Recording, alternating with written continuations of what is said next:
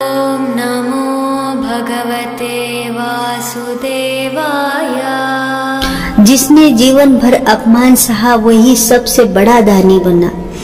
कर्ण ने कवच कुंडल तक दान दे दिए, जानकर भी कि यही उसकी मौत का कारण बनेगा। पर एक बात याद रखना, कभी कभी महानता हार में भी अमर हो जाती है। वह खेल जिसने महाभारत रचा। शकुनी राजा नहीं था, लेकिन राजा बनवाता जरूर था। उसके पास कोई सेना नहीं थी, लेकिन पूरी सभ्यता को मोहरे बना लिया। महाभारत का असली आरंभ द्रौपदी नहीं, शकुनी की पासों की पहली चाल थी। जरूरी भी नहीं कि संत सभी पढ़े लिखे थे, बहुत तो उनमें गैर पढ़े लिखे थे, लेकिन पढ़े लिखे होने से सत्य का कोई संबंध ही नहीं है। गैर पढ़े लिखे होने से कोई बाधा भी नहीं है। परमात्मा दोनों में समान रूप में उपलब्ध है। मरने के बाद सुख दिल वाले का ठेका सभी धर्मों के पास है, भले ही आप जिंदा रहते हुए दुख से मर जाए। स्त्री सबको पसंद है, पर उसकी स्वतंत्रता किसी को पसंद नहीं है। मंदिर, मस्जिद, चर्च के बाहर बैठे हुए भिखारी इस बात का गवाह है कि भीतर सुनने वाला कोई नहीं है। भारत सिर्फ अंग्रेजों से आजाद हुआ है। जातिवाद, पाखंड और अंधविश्वास की बेड़ियों से अभी भी आजाद नहीं हो पाए। बड़े मजे की बात है कि भगवान का पवित्र मंदिर अपवित्र आदमी के जाने से अपवित्र हो जाता है, जबकि होना यह चाहिए कि अपवित्र आदमी मंदिर में जाकर पवित्र हो जाए। लेकिन उल्टा होता है, भगवान ही अपवित्र हो जाते हैं, मंदिर ही अपवित्र हो जाता है। हिंदू घर में पैदा हो गया लड़का तो हिंदुओं की भीड़ में सम्मानित हो जाता है। वह कहे काशी जाओ तो काशी जाता है, कहे द्वारका जाओ तो वह द्वारका जाता है, कहे कि यह भगवान है इसको पूजो तो उसको पूजता है। मुसलमानों की भीड़ में पैदा हो गया, कहे मक्का जाओ तो मक्का जाता है।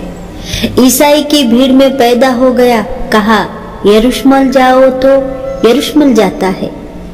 भीड़ के पीछे चलता है आदमी, और जो आदमी भीड़ के पीछे और भीड़ में ही रह जाता है।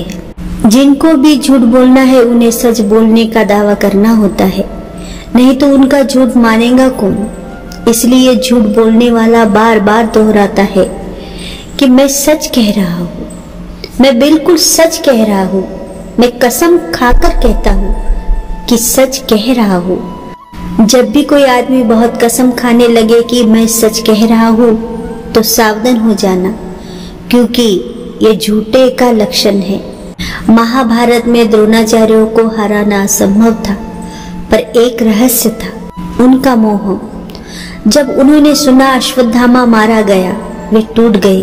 ओशो कहते हैं मोह सबसे बड़ा युद्ध हारता है। शक्ति, ज्ञान, शस्त्र, अस्त्र सब हार जाते हैं अगर भीतर मोह बचा हो। क्या तुमने अपने मोह को देखा है? ओशो ये भी कहते हैं जो सच में सच बोलता है उसे कसम खाने की जरूरत नहीं पड़ती। जो बार बार कहे मैं सच कह रहा हूँ, उसे सावधान रहो। सच में ताकत होती है, उसे साबित नहीं करना पड़ता। जो सच की कसम खा रहा है वह अपने झूठ को छुपा रहा है। आपको पता है एक स्त्री किस पुरुष के साथ सच में खुश रहती है? ऐसा कौन सा पुरुष होता है जिसके पास एक स्त्री सच में प्रसन्न और शांति से रह सकती है? इस पर ओशो कहते हैं कि हर औरत का दिल एक मंदिर है, लेकिन यह मंदिर सिर्फ उसके पास खिलता है जो उसे समझ सके, आजादी दे सके और प्रेम में धैर्य रख सके। ओशो कहते हैं पुरुष को औरत से डर लगता है, क्योंकि औरत आजादी की खुशबू लाती है और केवल प्रेम नहीं चाहती, वह प्रेम में स्वतंत्रता भी चाहती है। वह तुम्हें तोड़कर नया बना सकती है। इसलिए पुरुष डरता है, क्योंकि वह बंधनों में रहना चाहता है और औरत प्रेम में उड़ना चाहती है। किसी ने कबीर से पूछा, तुम जाप करते हो, पूजा करते हो, तुम्हारी भक्ति हमें क्यों नहीं दिखती? कबीर ने उत्तर दिया, जो भी मैं करता हूँ वही मेरी परिक्रमा है, जो भी मैं बोलता हूँ वही मेरा जाप है। मेरा होना ही मेरा ध्यान है। मतलब कबीर बाजार में कपड़ा बेचते हुए, बुनाई करते हुए भी ध्यान में रहते हैं। उनके लिए हर काम, हर श्वास, हर कर्म ईश्वर की पूजा है। मंदिर पूजा अलग ध्यान में बैठने की आवश्यकता नहीं। जीवन के हर क्षण में ईश्वर को जीना ही सच्चा ध्यान और पूजा है। ओशो का संदेश मेरा होना ही मेरा ध्यान है, यही शिव सूत्र का गहरा अर्थ है। जीवन के हर पल में जागरूकता से जीना ही साधना है। कर्मयोग में लीन रहकर भी ध्यान में रह सकते हैं। शिव शंभु का अर्थ जानना चाहोगे? शिव के साथ शंभु शब्द जुड़ा है, जिसका मूल अर्थ है स्वयंभू, यानी जो खुद ही प्रकट हुआ हो। उनका कोई जनक या माता पिता नहीं होते। वे गर्भ से जन्म नहीं लेते। वे जन्म, मृत्यु और पाप पुण्य से परे है। वे अवतारित होकर हम आत्माओं के माध्यम से सृष्टि में परिवर्तन का कार्य करते हैं। शिव शंभु वह अनादि अजर अमर शक्ति है जो संपूर्ण सृष्टि को चलाते हैं, पर स्वयं किसी से नहीं चलते। 3 रहस्यपूर्ण बातें। प्रेम कोई रिश्ता नहीं, ये जीने की कला है। अकेलापन सजा नहीं, ये अपने आप से मिलने का मौका है। और मृत्यु कोई अंत नहीं, ये जीवन का खूबसूरत पड़ाव है। इन 3 बातों को समझ लो। जीवन में कभी डर, दुख और बोझ महसूस नहीं होगा। लोग मृत्यु से डरते हैं क्योंकि उन्होंने जीवन को पूरी तरह से जिया ही नहीं। मृत्यु से डरना बंद करो, उसे गले लगाओ, क्योंकि मृत्यु तुम्हारा अंत नहीं, मृत्यु तुम्हारा विस्तार है। मृत्यु तुम्हें वहीं ले जाती है जहां से तुम आए थे। मृत्यु से डरो मत, मृत्यु में प्रेम से उतर जाओ, तभी तुम पहली बार जियोगे। कौन है तुम्हारा सच्चा मित्र? तुमने कभी गौर किया? तुम्हारा सच्चा मित्र कौन है? कौन है जो तुमसे बेशर्त प्रेम करता है? ना वो तुमसे कभी डरता है, ना रूठता है, ना दूर जाता है। तुम उससे छोड़ो तो तुम्हें कोई शिकायत भी नहीं, कोई गिला शिकवा भी नहीं, और जब मर्जी तुम उसे बुलाओ तो आने को तैयार। तुम्हारा हर गम दूर करने को, तुम्हारी हर खुशी बढ़ाने को। ध्यान है तुम्हारा वो प्रियतम, तुम्हारा परम साथी, जिसमें तुम चाहे कितने भी मुंह फेरो, पर वो तुम्हारे अंदर आने के लिए तुम्हारी प्रतीक्षा करता रहता है। अक्सर तुम पाओगे गरीब कंजूस नहीं होता, कंजूस होने योग्य उसके पास कुछ है ही नहीं। पकड़े तो पकड़े क्यों? जैसे जैसे आदमी अमीर होता है वैसे कंजूस होने लगता है, क्योंकि जैसे जैसे पकड़ने को होता है वैसे वैसे पकड़ने का मोह बढ़ता है, लोभ बढ़ता है। सब झूठ है। दिन में तुम पति थे, पत्नी थे, माँ थे, पिता थे, बेटे थे, रात को सो गए, सब खो गया। न पिता रहे, न पत्नी, न बेटे। दिन तुम अमीर थे, गरीब थे, रात सो गए, न अमीर रहे न गरीब। दिन में तुम क्या क्या थे, रात सो गए, सब खो गया। दिन में जवान थे, बूढ़े थे, रात सो गए, न जवान रहे न बूढ़े। सुंदर थे, असुंदर थे, सब खो गया।